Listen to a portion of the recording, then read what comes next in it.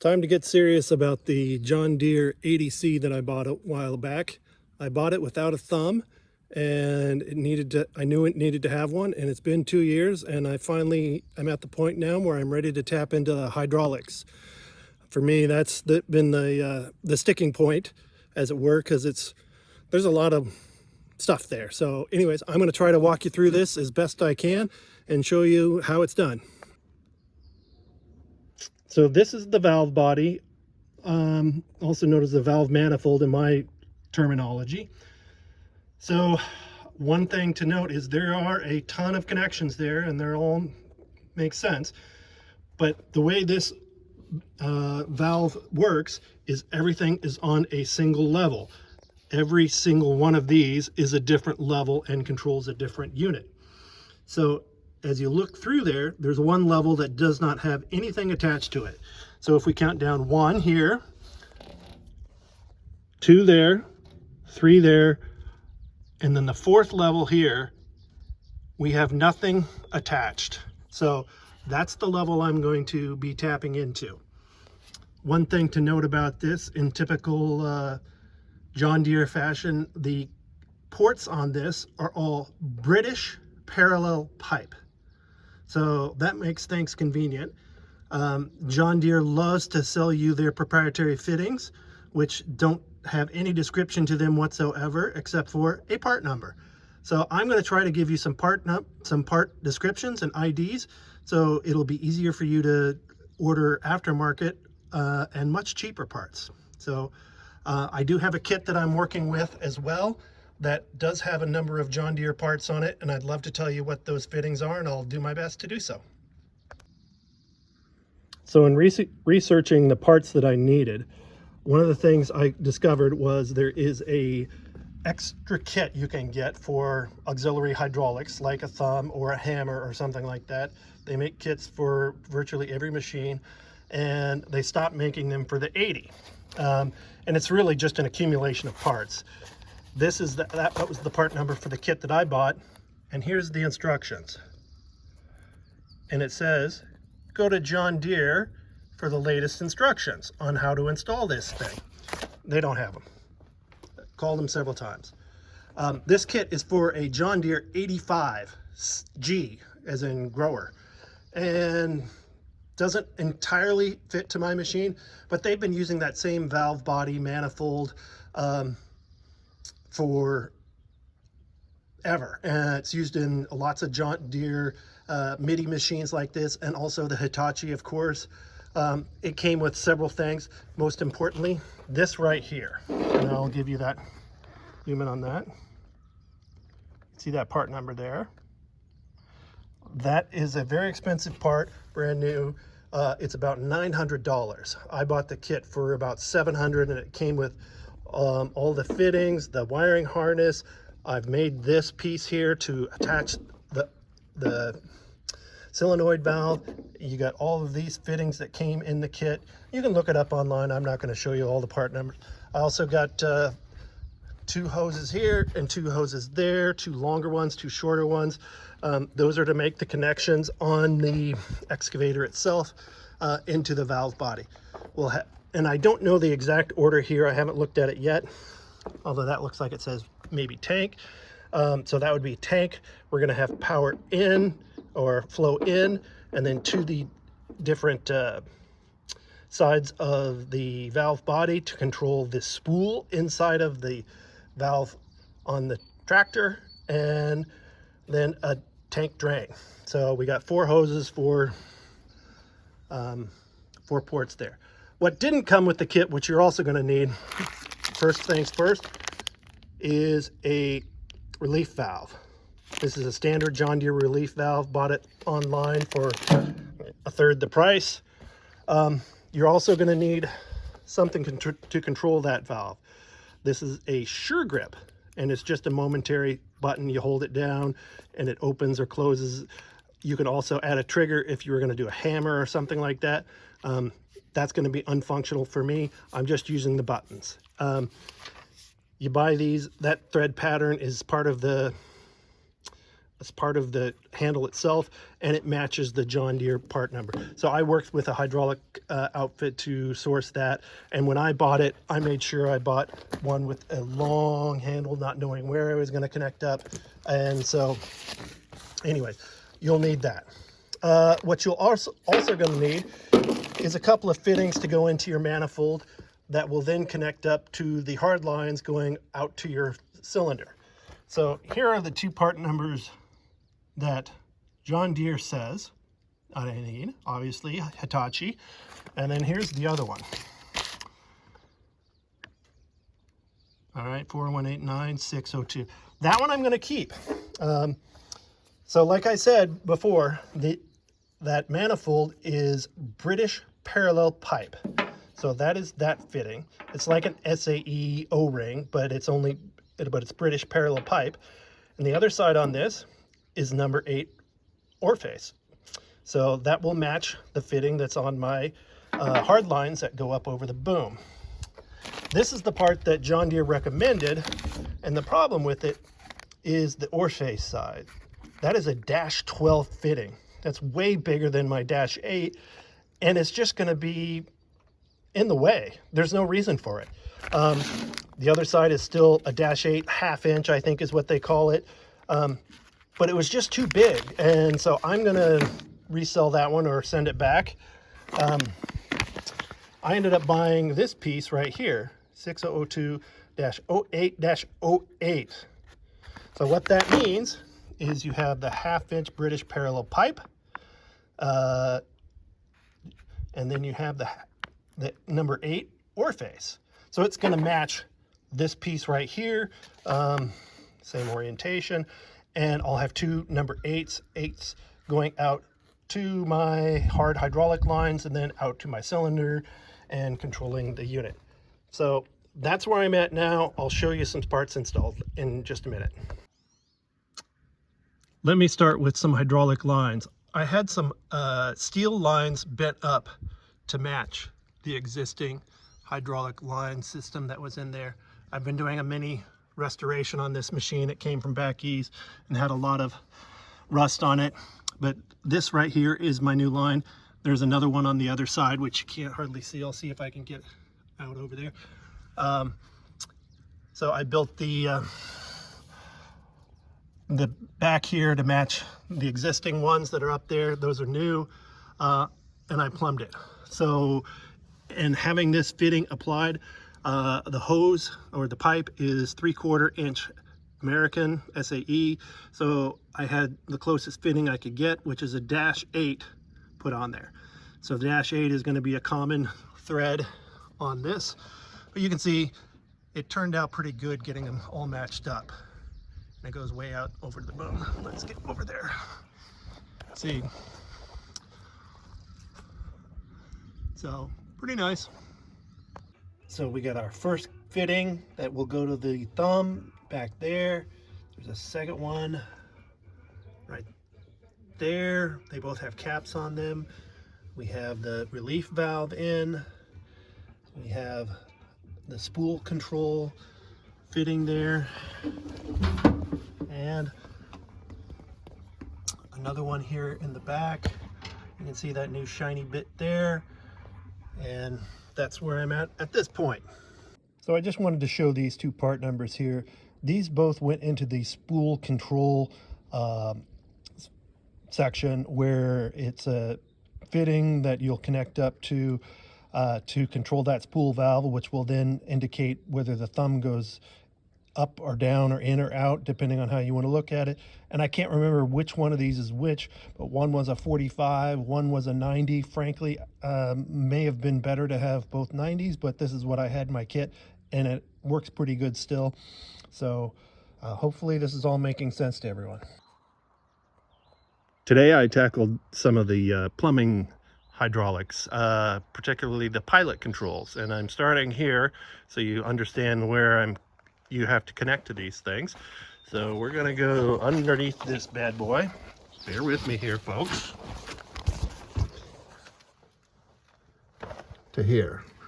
And that right there is your pilot on-off control. And so what I ended up tapping into was right there. So that is my new line. And let's see, you see that little label there that says BP? That's for the blade pilot. And then you come over here, that one says PP, that's propel pilot. PT, I'm not sure exactly. I think that might be back to tank. But anyways, they're all labeled, so it does help. But that's where I tapped into my pilot pressure from my thumb. I used that one because I figured that I would not be accessing the travel propel motor and the blade while using the thumb. Highly unlikely, so I'm not robbing anything from pressure. Little further explanation here. So let's just follow my line here. It goes out, comes over. I haven't attached it or strapped it off, but it goes back there. That's kind of a hard spot to get through, and I'll show you where it comes out on the other side. But definitely have to remove both these panels in order to gain access to all this stuff. So here we are back in the working end of the excavator. And so what I've done is down there, I've ran both the hydraulic line from the pilot pump pressure and my electrical connection that'll go up to my solenoid valve. They both ran underneath the excavator. Let's just follow this up. There's the electrical connection to the solenoid valve. If I can position this, you'll see on the back side there, that is the pilot pressure. That goes into the side. The tank comes out the top, and the two ports here on the side, they go to the main valve body. Now notice there's a small little plate there bolted into the back of the machine there. That I made that special, designed it to go into a couple of existing threaded portholes, and then I have this special plate there holding the valve in place. In position, you can see there's some airspace back there, allows me to everything to stay hopefully a little bit cooler. I am going to get one more valve here. I'll show you what it looks like just to create a 90 so that there's not so much stress on this hose here. Also, you can see down there, one of the hoses is touching this main line. I use just some electrical protective conduit keeper there just to reduce wear. We have one line that goes back here. Let's see if I can get it. It's pretty damn hard to see. It is back there. All right, there it is, right there. And then we have the other connection coming here. We got the pressure relief valve there. This is where the tank return comes in, and I'm going to get an additional fitting like this with the male and female thread, so I can put it at the other end there for the other hose. The only connection I have left to make is down here,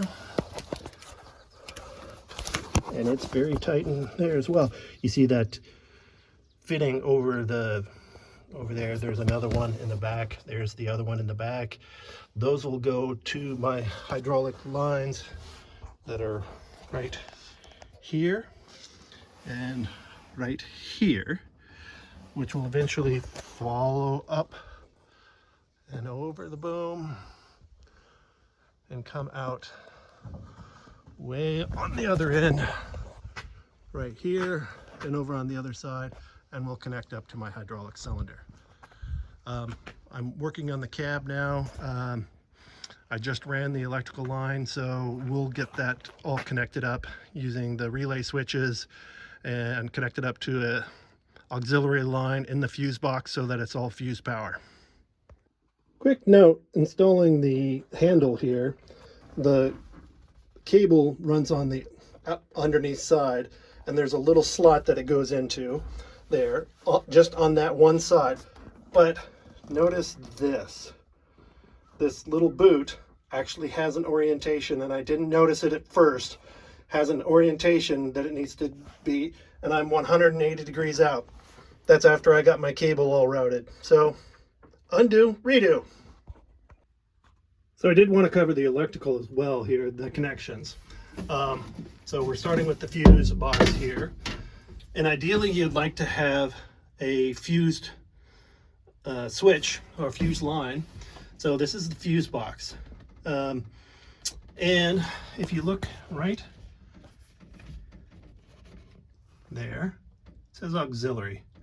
And there is a line that comes out right over here. Sorry, I'm watching two things at once, but that line right there is 24 volt power. Yes, 24 volt power.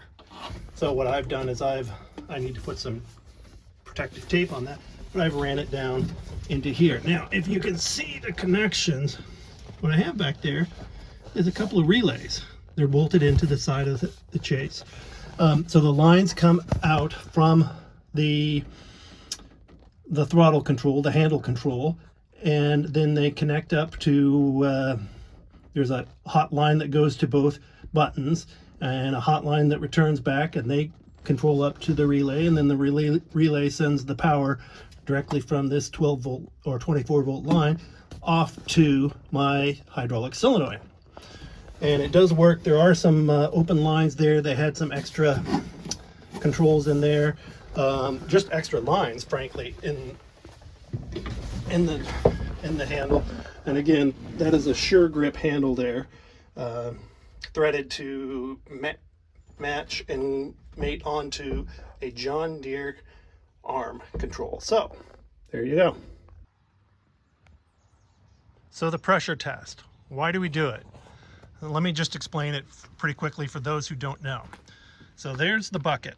As it's curling around and pushing against the thumb here, you may have instances where the bucket is trying to actually push the thumb up and away. And in doing so, it's gonna break the hydraulic cylinder if the hydraulic cylinder doesn't give. So the idea is to set the pressure relief valve on the receiving side, so that would be the uphill side that is pushing the rod down, so that it will give way at a reasonable amount of pressure, so that you do not break anything, hopefully. So again, here we are looking at my thumb cylinder there. So it's the top port that we need to be pressure testing. That's the main one. The bottom one, as it's pushing, that's not necessarily as important, but the top one needs to give away. So you see that is on the left-hand side. So we're gonna come up over my boom. I know it is the outside line here, so we're gonna follow that outside line down, and I'm gonna try to follow it around. I'm watching the screen, and it comes up right to that one, which is where the pressure is. Now hopefully, if I'm following everything correctly, I have it all connected up correctly, and that is gonna do the pressure relief on that circuit or that side of the circuit. If not, what I'll do is I'll switch around my hoses up here at the boom end and retest it, but that's the way I'm gonna go. Okay, it is test time. I have my fitting, inline fitting installed. I have the extra long test pressure hose and my pressure gauge over here. Now I'm gonna cycle this a little bit. Turn on my hydraulics. So that's pulling back, going out for pressure, and boom, way off the charts. That's not good. Let's put a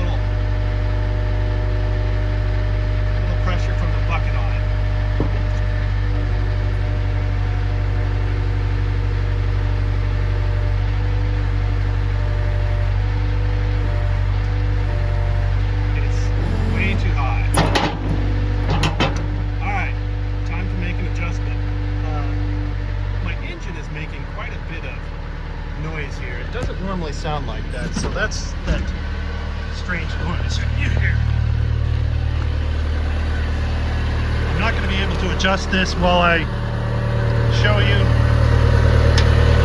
It's a matter of putting on the wrench and then using the Allen wrench there to adjust it. And it's best when the engine is off. So I'm going to turn off the engine, adjust this, and then try again. Attempt number 2. I'm just going to put a little bucket pressure on it there. You see the gauge. Let's go look. And more pressure, more pressure, more pressure. And it's still going up way too high. All right, keep going. Okay, so it's taken me a bit of fiddling to figure things out, but I finally have it all set up here. So I'm gonna focus not so much on the thumb and the action there, but on my meter. So I am going to curl the bucket into the thumb, and watch, here we go. I'm right at 1800 PSI, and if you, let's go back, push down here, you watch the bucket, it's pushing against the thumb, causing it to go away. Let's just hit the thumb button down to create pressure, and it goes down, hit right up to 1800 PSI, and doesn't move. So finally got it all set. I am done and ready to go to work. Thank you all for watching, and I hope this all makes sense to all of you, and you've learned something from my little project here. Enjoy.